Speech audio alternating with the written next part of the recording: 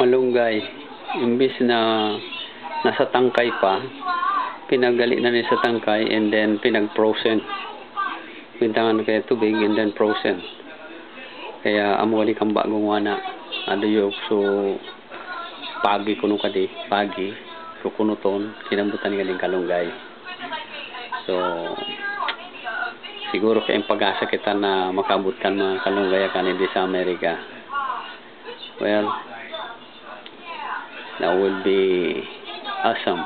Sasabihin na kin makabot kanindi. We'll do our best. We'll try. Anyway, kaya na kita nakasusuma ng mga to. Parang upian. Sa mga bagay kan. Aksyon na sa naganak ko lang. And then pagtubod na sasabi. Anything that you believe will come true. Thanks.